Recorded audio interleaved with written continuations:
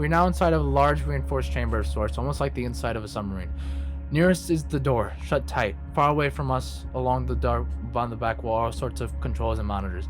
It seems clear that this metal door is impenetrable, at least to them. It seems fair that they aren't getting in. Dennis, I say.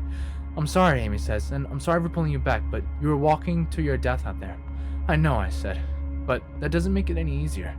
I couldn't quite see, but it looked like you may have had a shot. Why didn't you take it, I ask. What the fuck? I trusted him. I thought I could get away. I put my faith in him. He's a very big guy. I thought maybe like he could just be like, and just like wrap him around, grab the fucking shotgun like the big ass fucking like Godzilla creature that he is, and then just like fill him up with fucking lead. I thought he could do something. He told me not to shoot. I thought he could get away. He told me not to shoot. I want to go back and fucking shoot his hand. I want to go back and I'm gonna be honest. I'm gonna see what happens if I shoot his hand. Does he die either way? Does he die either way? Cause if so, I'm gonna be pissed. I'm gonna be so pissed. He told me not to shoot. I thought he could get away. I thought he would get away. He told me not to shoot. And like, in my mind, like he was just like, if he was like, I can get free, just give me a second, I got this. And like, I thought, I thought he would get away. Roger, my God, I'm sorry. There's no way you could have known. Who did I think I was, trying to bring him into this wretched place, hoping to save his life? A lot of good that did. I ended up letting him die right in front of me anyway. Out of nowhere, an image of Dennis pumping his fist after winning a game of pool pops into my head. Dennis always wins, always gets away. Except for this time. It's sad for me to say, Amy says, but you're right. He's dead, but we're still alive, and we need to get out of here. Ow, I say, nearly mocking her. By taking it one thing at a time. We need to figure out how bad this is and how to get ourselves under control. And then, well, we're interrupted by a man's voice booming behind us. Just what in the hell do you think you're doing? The man roars. He's an older man who seems to exude power and authority, but he also looks tired and scared. I assume this is Barksdale. He walks over to us from the back recess of the chamber. We didn't have a choice, Amy responds. We had to. Did you override the locks on the hangar doors? Barksdale demands.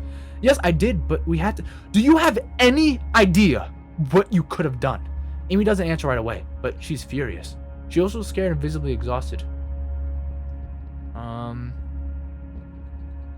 Honestly, who is this? Who is this? I addressed my question to Amy, preferring to get my information from her rather than whoever this is. The man doesn't break eye contact with Amy. Colonel Barksdale. He runs the place, she says, annoyed.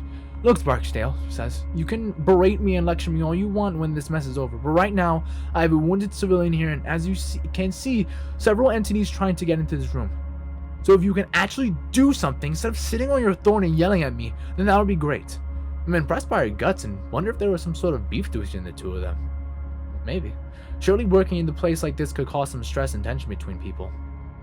As we wait, I notice a small peephole in the door. I go to it and look out into the things, still looking for a way in, but finding no success. I wonder if they can sense or somehow see me through the door. Fuck you for killing Dennis. Gotta flip them the bird. Shit. I mean, I don't think they'll be like, you fucking piece of shit, and then just somehow like vibrate their hand through the door. So I'll just flip them the bird. Just fuck them. I can't help myself. I hold up my middle finger to them and smile defiantly. I get a brief of high-pitched sound to respond. You'll be reprimanded for speaking me in such a way, Barksdale speaks to Amy. Reprimand me all you want. I'd like to survive this first. Cover your ears, Barksdale shouts, walking towards the far end of the room. Stay put until you hear back from me. Thank you, Amy says with fire in her voice. She then turns to me and says, better do what the man says.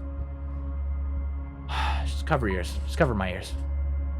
I caught my ears over my ears just in time to protect my ears from a deafening blast. I can still feel my blood rushing out and wonder if this is what Dennis felt like at the beginning of his end. Before the sorrow of losing Dennis can consume me, something slaps against the wall of the room with tremendous force. I assume this is just another of the monsters slithering along the room, but when I turn back towards the door, I hear something surprising. More burst of a loud explosive noise start ringing out. Looking through the people, I see the core of one of the beasts explode. It vanishes in a puff of smoke and clear liquid. Looking to my feet, I see Barksdale in a shooting stance at the far end of the room. He's firing through a small slit in the wall. He's using some high-powered weapon, the likes of which I've never seen. I see a slight movement of the gun kicks, accompanied by a flicker of white light. Immediately, another monster is down, its tentacles flailing around aimlessly as most of the core is torn through. I instantly feel gratitude and immense satisfaction knowing that they are being picked off in such a way. I'm just gonna sit down and rest. I need to relax. Let me just relax. Jesus Christ. I slide down against the wall and slightly wait, listening to the occasional clatter of what I assume is their blood on the wall. I don't know how much time passes. Maybe 5 seconds, maybe 5 minutes. And I don't care. It feels nice to lie down. When the firing is over, I barely even notice it. Soon after, Barksdale walks back over to our side of the room. They're all gone, Barksdale says, and I've resealed the hangar doors. How'd you kill them like that? I ask. Classified weapons that, quite frankly, you have no business being near. Amy gets to her feet and returns to the panel on the wall. Thanks. How badly is the civilian hurt? Barksdale asks Amy, as if I'm not good enough for him to speak to. A nasty cut, Amy answers. If he gets some quick attention, he'll be okay.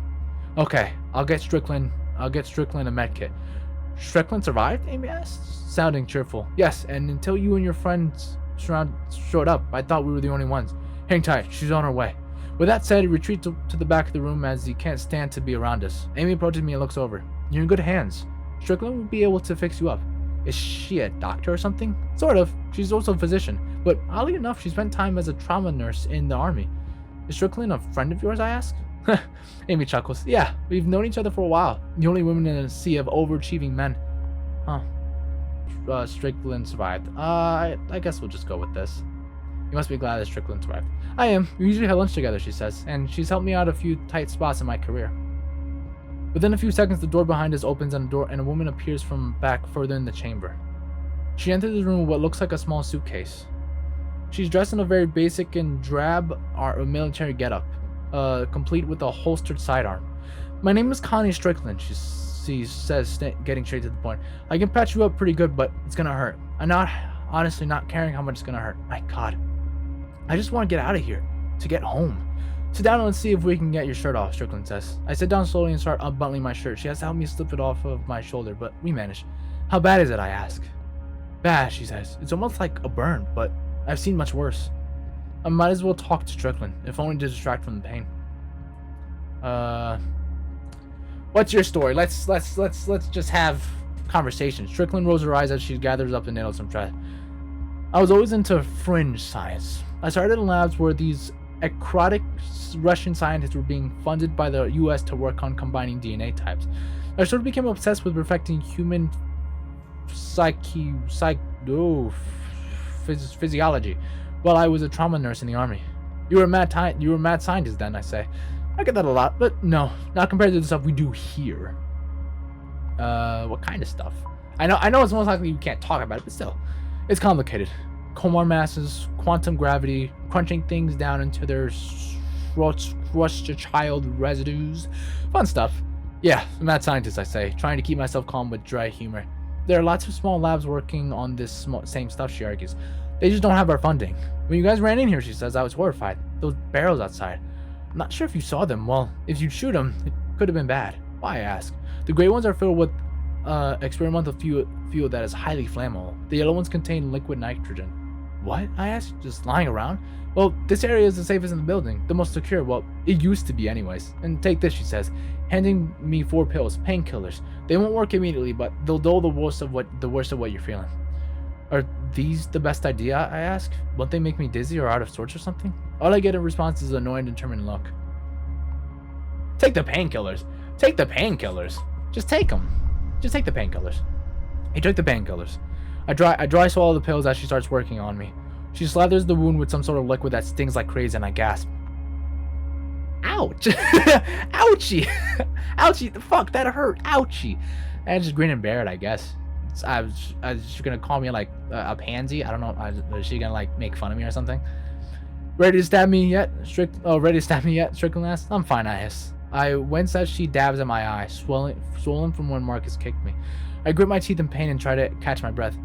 The anticipation is the worst part. I'm relieved to find that it doesn't hurt as much as I feared. It's no picnic for sure, but compared to the fire-like pain in my wound, it's bearable. You and Barksdale are the only survivors, Amy asked. It seems that way. Those that didn't disappear into thin air were killed by those things, Strickland says, nodding to the secured door. Damn. No one else made it? Not that I've seen, Strickland says. If anyone else did make it, they're trapped out there with those things. I'm glad to see you. Where were you when it happened? Amy asks. I was in the micro lab on level 2, Strickland replies. Park and O'Brien were in there with me and they just disappeared, I guess. It looked like they were being stretched, distorted, and then there was a ball of white light and they were gone. The ball of light just annihilated everything it touched. Would it leave a perfectly round hole, I ask? A light bulb turning on in my head. We saw some of those up in the logging site. That was probably the same phenomenon. Amy looks like a child afraid to ask an adult for something. Finally, she asked, where did they go? We don't know, Strickland says. It could be an infinite number of different realities, or even some dimensions that merged and mixed together. It could be a place that exists between dimensions. Barksdale calls it the void. I call it dead. How is that possible? We don't know that just yet, Strickland says. Our understanding of space-time is evolving. Especially when you start warping it like we have been doing, Amy asks. The point seems to be the end of the conversation, as both women fall quiet. I went through the rest of Strickland's stitching, feeling the tug on my skin, but thankfully no more foreign blood. Finally, Strickland says, you're good to go. I slide my shirt back down and wear the thick pad of gauze that Strickland applied to my shoulder. So have you and Barksdale been able to contain all these creatures, Amy asks? Strickland appears shocked, clearly not the reaction Amy wasn't expecting. Contain? Are you nuts? Do you not know what's happening? Amy's eyes widen in fearful confusion. What do you mean? What's happening? Other than the initial experimentation fail. The anomalies are becoming more numerous and further from the source, Strickland says. The casual humor in her voice is now gone. Further from the source? The anomalies. I'm assuming the anomalies she's talking about are the light entities, because those are clearly anomalies.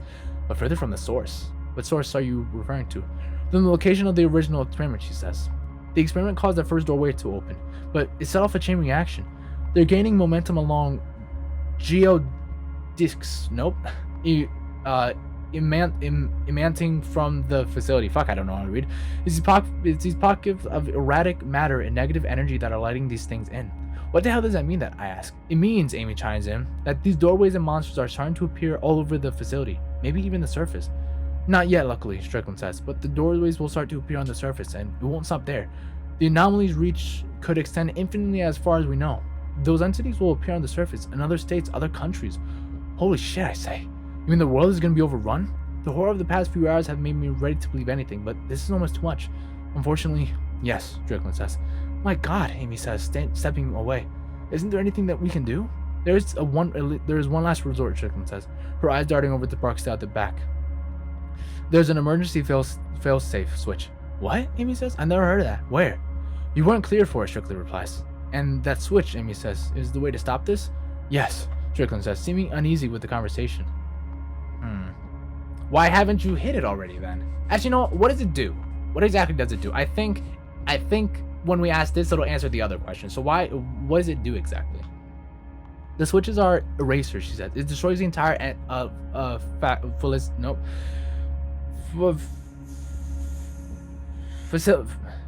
facility and terminates any systems or experimentations that are being conducted.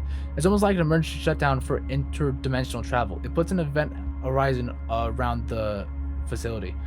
What the hell is that? I ask incredulously. It's the perimeter of a black hole, she replies, the boundary inside which nothing can escape, not even light. But there's two problems with hitting that switch. So the first problem is we'd all be killed, sucked into a black hole before we'd even have time to evacuate. The second reason, Strickland whispers something quiet, is that Barksdale won't allow it. What? Amy asks. Why not? He wants to allow those things? Those things to flood the surface? Thousands, millions will die. Strickland puts her hand up, silencing Amy. They both peer over to the far side of the room where Barksdale had his back turns. I know. He says he doesn't care. He says he'll be happy to get rid of the oversight so he can continue his work. The oversight? Amy almost screams, regaining control over her voice when Strickland gives her another look of warning. You mean our government? I ask. He's aware this could disrupt, even topple our government, and he doesn't care? Strickland sighs. Barksdale's, well, he's off the range right now. He's gone rogue, and he's armed. His comment makes me look towards the handgun he brought in with me. I'd nearly forgotten it with the last few seconds. While Barksdale has his back turned, I take it in my hands and slide it behind me. Just in time, too, as Barksdale walks over from behind the room just to our side of the chamber. He gives Strickland a suspicious look before speaking to her. Is the civilian going to survive, he asks. Yes, he's stitched up and good to go, Strickland replies. That's good news, Barksdale says. I'm sitting right here, I say, sarcastically. You can actually speak to me, you know? Amy, it's quite nice to see that you have survived, he says. Were there any others? The aloof way this asshole is talking to us is getting under my skin. A guy named Marcus that works on the first floor. From IT, Amy says. That's all I know for sure. Marcus Pepscott. Marcus says. Where is he? We're not sure, I say. He was separated from us. Oh. Barksdale replies, clearly taken aback from my stern reply. That's unfortunate. Barksdale says to think about something and then looks directly at me. You're with the logging crew, aren't you? Remind me. How did you get into here again? Through a building on the surface. Ah, makes sense. The clothes for the entrance shed are tied to the primary storage, Barkley says. And we lost primary power just before the experiment failed. Cloak? I ask. Yes, Strickland says. The shed you entered is usually not visible to the naked eye. Depending on the power sources that were damaged, Barkley continues, it could have shut down the locking systems before backups kicked in. Everything is starting to make sense now. From the very start, it seemed peculiar that we'd so easily been able to walk into a place like this. Where's the rest of our crew? Honestly, now thinking about it, the crew is probably gone with the light. They probably disappeared as well. That's why they don't know where anybody is. So that's what I'm assuming. So I'm just not gonna ask any questions. I'm not gonna ask any questions about the crew. Your crew hit one of our main power sources. We're not exactly sure how, but we know that's what did it. You're trying to blame all this on me, I roar? The timing was unfortunate, Barkley says. So where's the rest of my crew? Now I'm gonna ask where's the rest of my crew. Your crew, Barkley said? Frank and Joe? They're gone. Gone? Gone where, I ask, my voice trembling. Hearing him speak the names of my crew enrages me. They were annihilated by antimatter pockets created during the failure. A bright ball of light. In the aftermath, all you'd see would be a round hole in the ground. I fucking knew it. Barkley says it's like he's sharing yesterday's sports scores. I let my face crumble into my hands. I suspected this all this time, and they were already dead. So Amy asks, what do we do now? Now it's time to continue our work, Barkley says calmly, turning away to the instruments on the near wall. You're fucking insane! Oh wait, no, he has a gun. But wait a minute, you're still insane. You're insane. What the hell's wrong with you? You're insane. You tell him. You want to keep your little toys to yourself, I say, my teeth clench, and you're willing to unleash those monsters to the world to do it? Indeed, Barkley says. I want to continue my work. Other researchers will eventually discover what we have, sure. But I want it to be me. This is my laboratory. These are my experiments. The work I've led here will earn me my place in history. And quite frankly, I don't need to explain it to you. Up on the surface, they'll struggle to defend themselves since they don't know what they're dealing with. I have the necessary weapons. After a few months, who knows? Maybe it'll decide the world's ready for me to help them, and we'll go from there. You fucking jackass. Strickland steps up directly beside me and whispers into my ear. I wouldn't push him, she says. He's usually very logical, but this whole thing has pushed him somewhere else. He's, well, off. He turns his back to us as he says this, walking to the far side of the chamber like we're some kind of distraction. Amy takes this opportunity to whisper to us. We need to hit that switch, she says. It's the only option. What he's saying is murder, treason, genocide. She looks over to Strickland for support, trailing off. But Strickland looks at the ground, clearly torn. She won't look anyone in the eye and makes an effort not to look at Barksdale. He seems distracted with whatever instrument she's studying on the far side of the room. The dreamlike quality I experienced earlier is wearing off. The painkillers seem to be losing their edge. Strickland finally whispers a response. Even if we decide that we want to hit that switch, Barksdale won't allow us. Oh god. But you can figure something out though, right? I mean, to hell with him, yeah, but like, maybe you guys can make a break for it. Oh. Where's the switch located, Amy asks. There's an elevator out in the hangar, Strickland says. Take it to the basement. The switch is at the end of the long tunnel. But Strickland never finishes. Two things happen at once as she speaks, her mouth opening in mid-sentence. First, a loud boom rings out, and then the top of her head seems to explode. Oh my fucking god, he just murdered her! Amy screams in surprise, and I jump back in shock as Strickland's body collapses before me. Behind her fallen body, Barksdale is holding his experimental rifle, and now he's pointing it at us. Are you fucking kidding me? The hell is wrong with you? I should have just stayed quiet. What? I didn't know she was gonna be murdered. What the hell is wrong with you? What the fuck is wrong with you? What the fuck? What? What the hell? I wonder if Barksdale is even crazier than Marcus.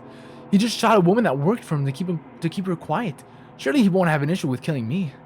Now, Barksdale yells. No more whispering, no more secrets. You two will stay in here. And get away from that door. If anyone whispers one more thing, I'll blow your heads off. My mind is racing to figure out a way to get through the secure door and hide into the hangar. Beyond that, of course, there was the failsafe switch. Ah, fuck. If I insult him, like, what the fuck is gonna happen? He's gonna shoot me, make a distraction, he's gonna shoot. Either way, he might shoot me. Either way, he might shoot me. Like, make a distraction. Maybe, I guess. I guess if that works, I don't know. I try my best to be a good actor as I wobble to my feet a bit. I start forwarding and then wobble some more. Shit. Amy's apparently catching on because she's on my side in a second. She looks over to Barksdale and she says, he lost a lot of blood. Let me check his wounds real quick. After he dare talk to me like that? He's been through a lot, she argues. He's clearly delusional. You can check on him back there, Barksdale says. You have 30 seconds to get away from that door or I stretch out my acting skills and actually stumble to a knee. I make a showing of trying to get my feet and stand still for a moment. Oh. I'm okay, I said. I'm okay, I think. As quickly as I can, I raise my gun and fire. I don't even take the aim. I just fire in Barksdale's general direction. Fuck yeah! Take him out! Barksdale takes off running and my shots miss wildly. He runs for cover to the back of the room. Shit. That's all we need. Amy also fires a shot to keep him under cover as we head for the door. Amy pushes a button and the door swings open. But Barksdale will be on us in a second, so we dash onto the hangar ready to defend ourselves. Whew! Okay, this is a long-ass chapter. Dennis is dead, and we're still trying to figure stuff out. So now we have two people trying to kill us. Very nice. Amy and I run as fast as we can through the rows of barrels. Barksdale comes charging out of the chamber almost immediately. As he steps onto the hangar door, he starts shooting. Each shot sends a jolt of fear through me as I wait for the bullet to end my life. We need to get to the elevator on the far side of the room, Amy yells. It leads down to the switch. Oh, God. If we've... Oh, God. One of us is gonna die. God damn it. Shit. One of us has to make it. One of us has to make it. I say, honestly... Can we really fend him off, though? Can we really fend him off? Like... Huh.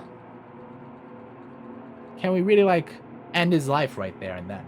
Can we really do it? Like, it's not like... Do we want to do it? It's can we actually manage to actually somehow do it? Shit, I don't know. Maybe. Because if we sprint for the elevator, he's obviously gonna like catch up to us, and we're gonna have to wait for that matter. So let's fend him off. Let's fend him off first. Both lean out from the corner of the barrels and take several shots at Barksdale. He steps back into the isolated chambers, which gives me a sense of victory. But then I realize he might just be reloading whatever high-powered weapon he has. We need to move, I say.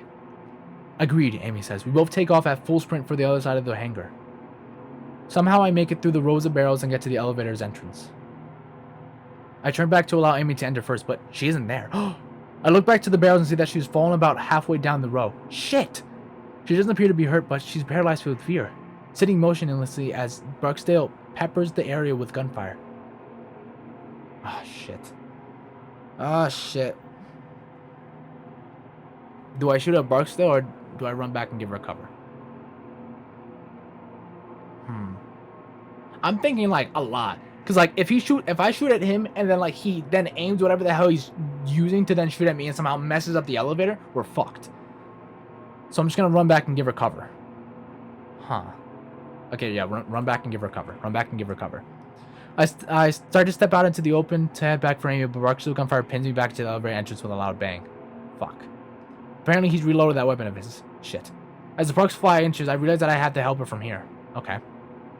I then remember that the contents of the barrels. One color has highly flammable, the other contains liquid nitrogen. I'm no scientist, but I'm pretty sure liquid nitrogen is mostly harmless unless you have direct contact. If one of those barrels gets shot and the liquid nitrogen spills out, I'm fairly positive it will simply evaporate. That could create a cover source for Amy, like a smoke cloud. Ah, hell. But which one of the barrels hold liquid nitrogen? Strickland told us, but I can't remember. I had to quickly remember our Barksdale was gonna get carefree with his shooting and we could all die. Shit! Oh god. Oh shit. Oh my god. Oh shit. Oh my god. Oh my god. Oh my god. Oh my god. Which one was it? Fuck, I'm not good remembering stuff. Oh god. Fuck. So would gray make more sense or would yellow make more sense? Shit! Fuck, why? I already lost Dennis! I don't want to lose someone else. Shit! Shoot the yellow barrels, maybe? Please, don't be bad! The yellow barrels, I'm fairly certain those are the ones that have the liquid nitrogen in them. Without giving myself a single moment to second guess myself, I aim at one and pull the trigger. There's a pinging noise followed by a hiss. A stream of liquid nitrogen spills out and begins to evaporate immediately. Yes! Amy looks around for a moment, clearly baffled, but then figures out what I've done. She hits the ground right away. For a moment, I lose sight of her in that cloud of mist. Behind us, Barksdale starts to fire, apparently not caring if he happens to hit one of the barrels with fuel in it. Moments later, I see Amy's shape emerge from the mist.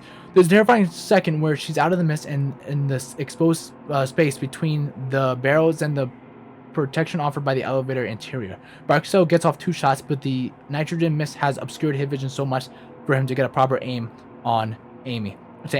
However, one of them nicks Amy's leg, sending her trembling just before she reaches the entryway to the door. I dash out, lift her up, and we both hobble over to the elevator behind the cover of the mist. Thank God you remembered which barrel was which, she says.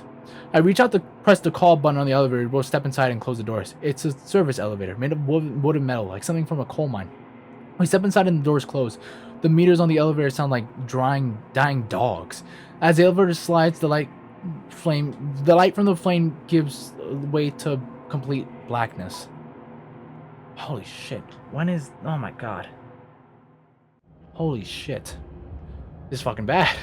How long is this goddamn video? She's long. I lose track of... Wait, now I'm confused. Anyways, I lose track of how long the elevator descends. It's hard to tell due to the lack of lighting, but it must go on another 500 feet underground. The elevator comes to a stop with a shuddering clang, and I waste no time exiting. The tunnel stretches out with sparse white bulbs lighting the way. Most of the wall is made of raw earth and rock, but there are boards and concrete slathered in areas used to reinforce the tunnel. I see a warning sign posted on the wall. I want to read it, but there's not much time. I gotta read the notice, because if somehow we end up dying because we're stupid. Warning, authorized personnel only beyond... Just riders will be persecuted to the full extent of the law. Absolutely no exceptions. Well, we're glad to get out of the way, now that everyone is dead. Yeah! Suddenly I feel the efforts of the painkiller again. My head feels like a balloon and my balance is off kilter. Fuck. I look up and when I see that the tunnel ceiling is less than 6 inches over my head, my claustrophobia freezes me for a moment. The ceiling is not high at all. There's barely enough room for Amy and I to walk side by side. Which is for the best because her leg is clearly causing her a great deal of pain. She's soaked in blood and hobbling along. I don't think I can go any further, she says, wincing but trying to keep her composure. Sit down, I tell her. I'll be back. There's no sense in chancing further injury to your leg. She nods and I help her down. She shudders in pain as she eases into a sitting position on the floor. Thanks, she says. According to Strickland, the switch should be at the end of this hall. Shit. I look up and when I see the tunnel's ceiling is less than 6 inches over my head, claustrophobia freezes me for a moment. Didn't I just read that? Still, it's much better than facing the monsters above me. Yeah, that makes sense. Yeah. I wonder then, walking through the darkness, where they came from. Is the portal still open? I hold the gun in one hand and feel my way along the wall with the other. The wall under my palm anchors me to reality, to sanity. I'm not in some boundless abyss, but still in the real world. For a little while longer, at least. I recognize that I'm marching to my end. As much as I wish I weren't, it's not surprising. From the moment I saw those creatures could do to time and space, at least a part of me knew that death was inevitable. Before I have time to wonder whether my family will really miss me, I see a light ahead. It's nothing more than a speck of blue light, but in the darkness of the tunnel, it's like a lighthouse on a stormy sea. I walk forward, my eyes straining to focus on the little light ahead. From somewhere ahead, I start to hear something that sounds like water. It's trickling lightly like a leaky faucet, and behind that, there's something that sounds like a wind, a light breeze through an open field, and a voice. Anywhere else, the sounds would have been pleasant, but here in the blackness of the tunnel, they're menacing. Shit. I mean, what are they saying? Let's stay quiet and just kind of investigate more. I don't make a sound, instead trying to make sense of what's going on around me. I cock my head, trying to concentrate, but then I realize I can see the tunnel walls now. This is odd, as I wasn't able to see them a few seconds ago. This is different from the blue light at the end of the tunnel.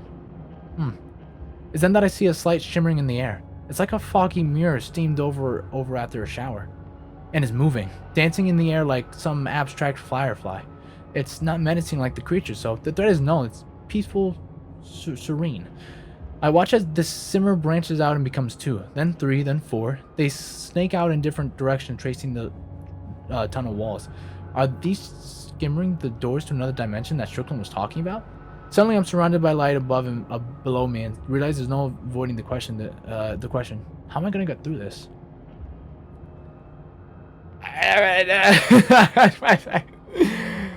Oh god. Oh god. Okay. Well, this is great. Gotta love all these decision making I'm making today. I've made so many great choices. You gotta love it. I let Dennis die. Almost got Amy killed. And Strickland died because I was kept fucking asking questions because I was being an idiot. It's just bad. So I'm just gonna say, let's go feet first. Because we can like crawl our way back out, right? Or I don't know, we can do something. But like if we lose our head, we can't really do much with that. So let's just go feet first and just see whatever the hell happens. Feet first, maybe? Unable to resist, I step forward to where the to the tunnel wall should be. When I do, the shimmering lights branch out even more before connecting on one circular form. They're hypnotizing, so much that I don't realize that the tunnel walls are vanishing. I feel something like wind and a brief electrical pulse through me as the lights take me. There is then a very gentle pushing sensation. I somehow know that I'm being expelled. I have passed through something. Maybe the lights, maybe the tunnel walls, I don't know. But the shimmering lights fade a bit, still dancing in the air, but I'm no longer large and branching out. And as my eyes adjust, I see right away that I'm no longer standing in that dark tunnel far beneath the hangar. I have no idea where I am. I'm just somewhere else. And I'm terrified. When does this chapter end? How long is this chapter? Whoa. What the fuck? The ground I land on looks like hot coals. There are drips and many cliffs breaking the landscape ahead of me. There's a wash of orange and blue overhead in a sea that makes no sense. It is both beautiful and terrifying at once. A scattering of stars hang overhead, and they all seem to be breathing, pulsing with a gentle energy, as if alive. I can't tell if there are clouds in the sky because everything about it, from the colors to the trembling horizon line, seems to be amorphous. Everything is knitted together, living. I stare a moment longer and can swear I feel the sky breathing. Far off to the right, I see what looks to be a plume of fire, small yet bright, with no source of fire. It looks as if the ground itself has created the flame. Several more of these flames dot the landscape further out. The air is thick and moggy. Then I realize something horrible. I don't know if what I'm breathing here resembles air at all.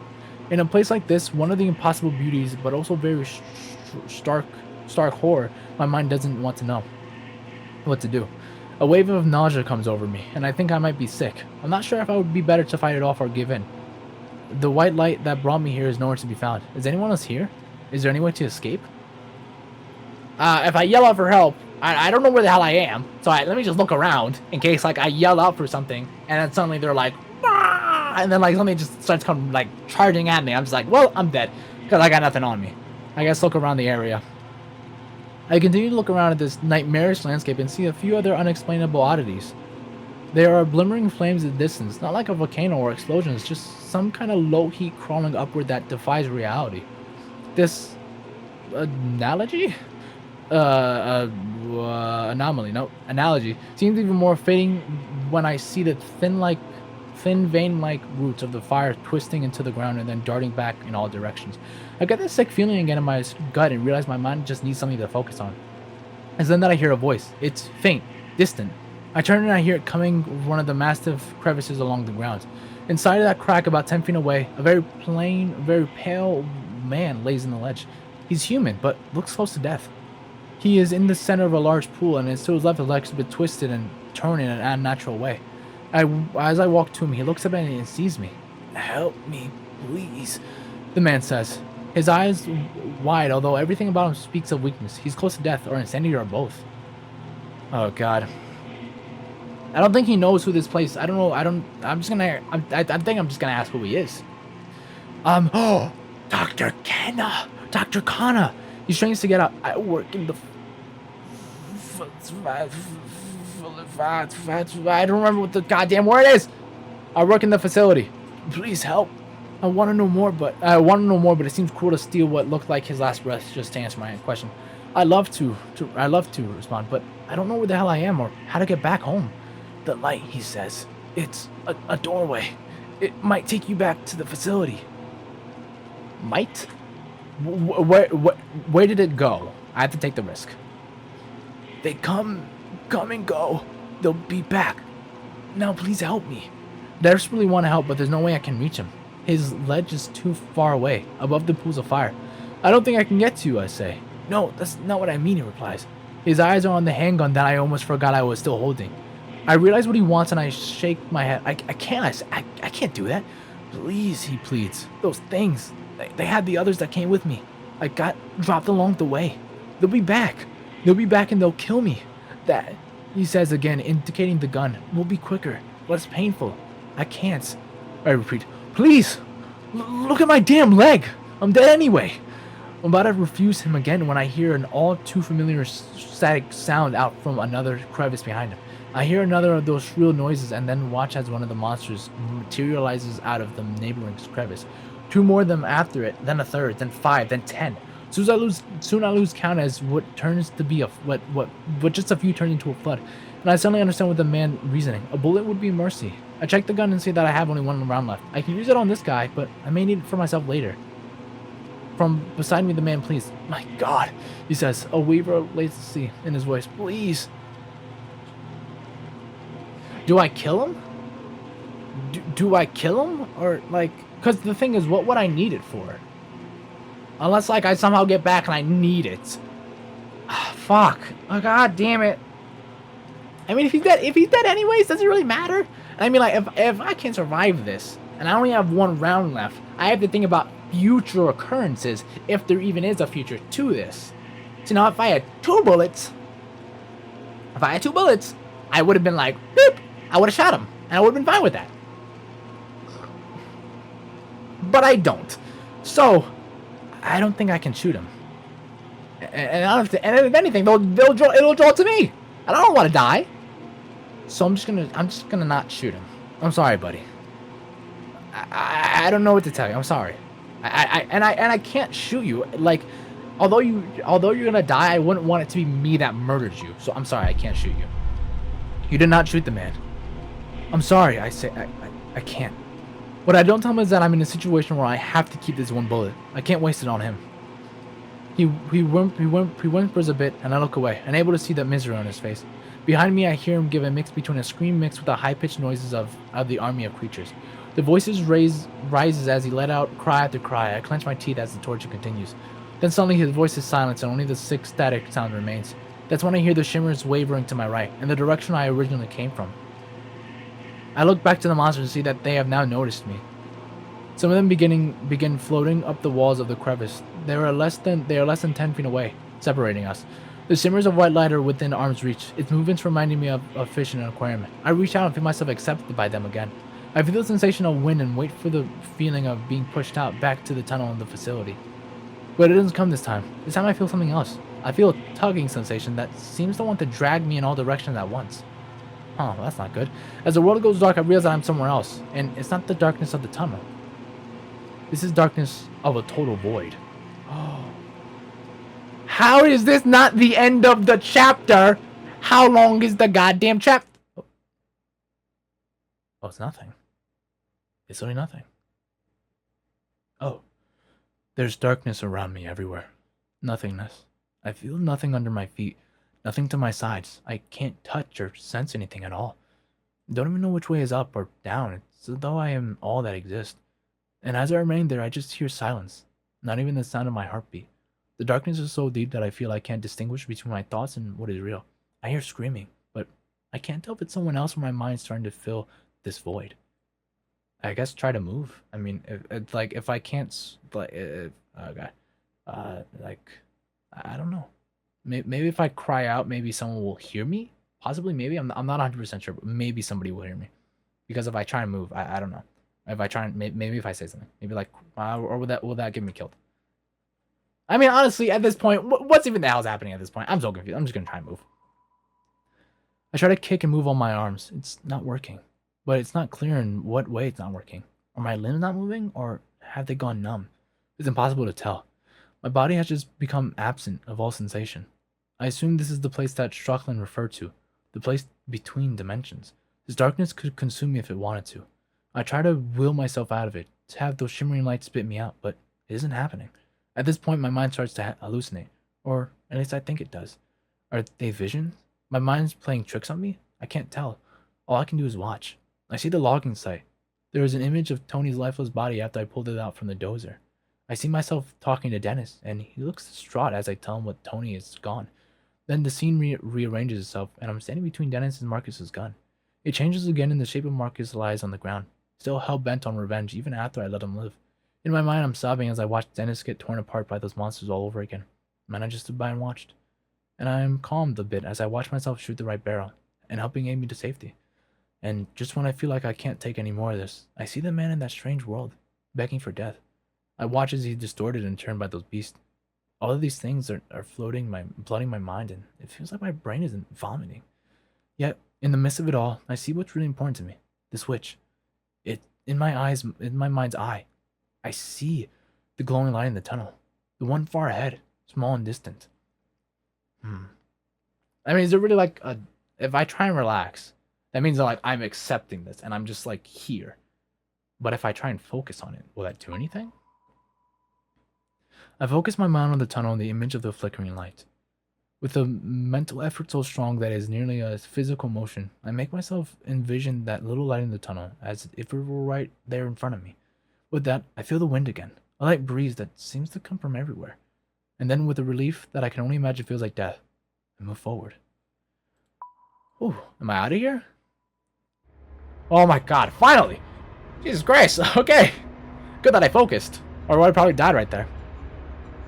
I'm ejected from the world and I'm suddenly standing in the tunnel again. I let out a wail of triumph that turns into a bolt of whimpering. The whimpering only intensifies when I see that light ahead, a flickering blue light. Somewhere behind me, I hear a crackling noise. I think of Amy down that way, by the elevator. Have they reached her? There's no way I can find out. For now, I have to keep on with my plan. Besides, if it works, we're all gone anyways. I feel like I can listen to get a better read on where they are, or I can make a break for it. Do I run, or do I just like try to listen to hear where they are, like run for the blue light?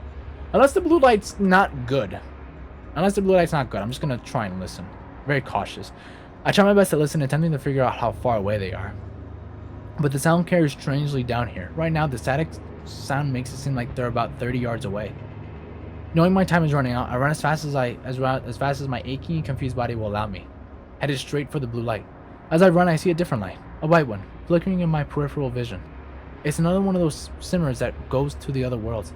It seems like they are appearing and disappearing with more frequency now. Strickland was right. These things could reach the surface soon, unleashing more monsters. This thought makes me refocus on the blue light, the man-made light, the switch. The blue light gets closer, and as it does, I can make out a square shape around it. This has to be it. The familiar static sound scream of the monsters is much closer now. I have to be quick. I grip the nut tight, knowing I have only one bullet remaining. The bullet that the man in the other worlds had wanted me to use to end his life. I run ahead into the darkness, my eyes locked in on the switch that I assume is going to kill not only the creatures, but myself as well. As I approach, I see the lever. It's covered by a glass box that I need to break it with. The blue light is directly beneath this, highlighting a series of tubes and wires that snake into the inner working of the device. In the middle is blackness, not like a darkly colored part of the machine, but just a hole in reality. It looks like some sort of illusion. All the while, I can hear the static of the creatures coming up dangerously close now. I have no idea how much time I have. I guess like smash the glass. I mean, I don't really know. Like, what would I have one bullet left. Do I just smash the glass and then just like wait for something to happen? Because they're on their way anyways. Unless maybe I turn around and there's like, I don't know. I'm assuming that I turn around and just something's there. I don't know what, but just something's there. Turn around and defend though? Defend with what? A bullet? I don't know. Okay, wait, so what does it say? I grip the gun tightly knowing I have one bullet left, the one bullet the closer now. Okay. I guess turn around and defend, I guess. I don't really know at this point. I turn to face them and I can't see them clearly, but the noises are prominent. Just as I'm about to turn back, I see movement in the darkness, quick and white. There's only one of them, that I can see. It blasts horrible statics at me as I ready my gun. One bullet left. I'm very glad I didn't put that poor man in the other place out of his misery. But maybe I shouldn't put it like that. I take aim and fire. My accuracy is rewarded with a spew of white gas from the creature's core. It backs away, in defense or annoyance, I'm not sure. I start to turn back to the switch when I hear a second creature come gliding up behind me. Its tentacles melt into me and I scream. I can't help it. I sound like a wild animal. I try to keep fending them off, as I can go for broke and just focus on the lever. Creatures be damned. What? I can try to keep fending them off, or I can go for broke and just focus on the lever. Creatures be damned. I mean, I don't think kicking's gonna really do anything other than just burn my other leg. I guess just spring for the lever, I guess. Go for the lever. Go for the lever and just murder everybody. Go for the lever. Just go for the lever. I just say go for the lever. That is what I say. Go for the lever. That is the stance that I'm on right now. Go for the lever. Or maybe kick for the monsters. Fuck. Wait, hold on. Melt into me. Melt into me where? Yeah, glide out to me. A tentacle melt into me and I scream. And I don't think kicking them is gonna do anything. I highly doubt doing that's gonna do anything, but I might as well just kick. Might as well just kick them. Unlike nothing but impulse and the animal desire to win the fight, I kick the closest creature to me. The kicks connect squarely, but it's like kicking through water. I don't get much as much as a spiel of pain from the thing. No sense in pushing my luck. I admit defeat and turn away, ready for the switch as I feel more tentacles of light slapping at me. I put all my strength into my legs, and the moment the monster in front of me draws back its eel-like arms to grab me, I pivot backwards. My back strikes the machine, sending agony rocketing through my body. My heart sinks as I realize I still haven't broken the glass yet. Why didn't I do it earlier when I had this area to myself? Shit! I make a fist and punch through the glass as I can, and when I put my arm out, I see a few deep cuts and an alarming amount of blood, but I need to keep going. I stretch out and grab the lever. With one last desperate scream that shreds my voice, I jam it down. The tunnel is suddenly filled with a flash of intense darkness. It expands from the switch, swallowing the matter all around. At first, I'm sure this is the end of me. I expect the darkness to consume me, followed by death. But then another shimmer of dancing white light appears next to me. There are more of these streams of light, rips in space like the ones that previously sent me to the other ungodly world in the void. With nothing else to do but die, I try to escape into the shimmer. When that stream of light envelops me, the expanding darkness of the switch is gone, and I feel a huge push. Strange. Did I miss the... Whoa. I'm in space. This is cool. This is awesome. My body feels stretched, collapsing, like I'm falling in all directions at once. The world goes white, and then there are pinpoints of stars everywhere. One of them breezes by my right, and I see something that looks like a spiral galaxy distorted in its folds. To my right, I see an endless stretch of stars and gas clouds, forming some galactic architecture. But beyond the immeasurable beauty, I notice something. I'm seeing the same star pattern over and over. They're repeating like reflections in an endless mirror. Are these different versions of the same galaxies? The same realities? To my left, I see a calm blue world and can barely make out trees. Familiar Kentucky trees that I've been around for the last few weeks. To my right, I see a copy, an orange world. And there are trees there as well, but something is strange, disturbing. As I zoom in, I'm not sure how much control I have in this unusual place, but if I can just direct myself, it's worth trying. Something disturbing. But there's trees but there's trees there as well. But it's a disturbing tree. Try to head to the blue world. Try to head to the orange world. Okay, hold on. What does it say? I see a calm blue world and can barely make out trees. Familiar Kentucky trees that I've been around for the last few weeks. I guess just head for the Kentucky trees, I guess. Go for the Kentucky trees. Ooh. You decide to head to the blue world. I try to focus my mind on heading towards the blue world, not knowing what to expect. My breath escapes me for a second. Everything is dark and peaceful and nothing hurts. Oh. Okay, well that's good. But I wonder what's happening in the blue world. Oh, I'm back. I'm back here. With breath back into my body, I gasp and open my eyes. I'm back. Back at the logging site. How? I'm not sure. Did the shimmers react with the implosion of the switch? Some other accident? I have no idea. I sit up right away and become slightly dizzy. Amy, I say? There's no reason to think that she survived whatever happened in that tunnel, but there's some sort of certainty that gets me to my feet. I wonder if I'm somehow back in time, before we found the facility, but what happens next makes me realize that can't be true. As I start walking forward, I feel a tremor in the ground. Somewhere off in the distance, I feel a metallic groan. The buried facility is being ripped apart under the ground by the activation of the switch. The trees are splintering and falling to the east, and I can see them toppling just like dominoes. There's no way Barksdale and Marcus survived. Good riddance. I start to walk away the opposite direction of the falling trees, but then I hear a scream. A woman scream. I turn back and see a stumbling figure come out of the woods. It's Amy, and she looks like a ghost. How did she get here? Did she fall into one of the shimmers as well? I decide I don't care and run to her. I throw my arm under her armpit to hook her onto me as we head back to the logging site. You okay, I ask? Amy can only nod through her tears. I look to the area where the facility tore the woods apart and see a large plume of smoke rising up into the air. We made it out of the facility alive, and that, I suppose, is the most important thing. Is then that I look and notice the sky. Oh, there's something strange. There's something weird. Everything looks the same. Noticeably, right? Right? The sky beautiful and familiar. I'm unobstructed by the trees that had been standing several minutes ago. I take my trusty hard hat off my head and exhale, letting my body relax. It's finally over. I'm not sure how long it will take me to get back to some semblance of a life, but I know one thing for sure. Any day above the ground is going to be a good day. Any day above the ground is going to be a good day. The end. Holy shit! Holy fucking shit! Wait a minute, what the fuck? Oh, wait, did I skip a chapter or something? Am I just dumb? Did I somehow miss a chapter? I think maybe somehow I missed a chapter. I think maybe I missed something. And I don't know what it is, but I think I missed something. Unless they shortened it to 4 chapters? I thought it was 5 chapters. Honestly, I'm lost. I'm kind of really fucking confused. What the fuck?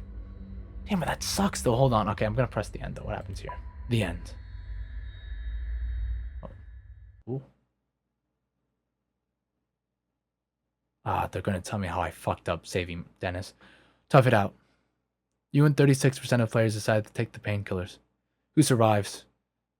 You and 62% of players shot the right barrel, keeping Amy alive. Mercy. You and 70% of players did not kill the man who asked for death. Well, that's good. Going home. You and 83% of players headed towards the blue world and went home. Damn. The end. Damn. That was good. That was so fucking good. I loved it. And although yes, I made the very stupid dumb mistake of letting Dennis attempt for him to get away and then ended up letting him die. I feel horrible about that. Literally it doesn't even say that that's weird actually. Did I somehow skip a chapter? Okay, I know something fucked up. I know it wasn't me. Something must have fucked up because it didn't say you and certain or did it? Was I so immersed that I didn't realize? Wait, did I? I think I might have. I think I somehow might have. Because this was almost 2 hours. Almost 2 hours, which I'm now definitely going to spread out into 2 separate parts. Because hell no am I having this a 2-hour finale.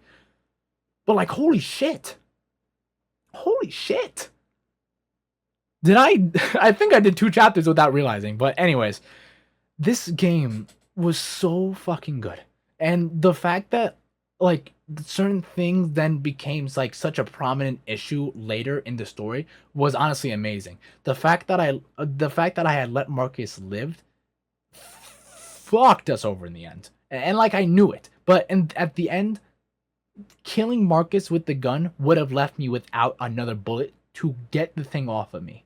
Therefore leaving me without a chance to actually get myself off. But at the same time, I should have just shot Marcus's hand off. I should have just shot his hand off. I really just shot his hand off. I really should have shot his hand off. I wholeheartedly should have just shot his hand off.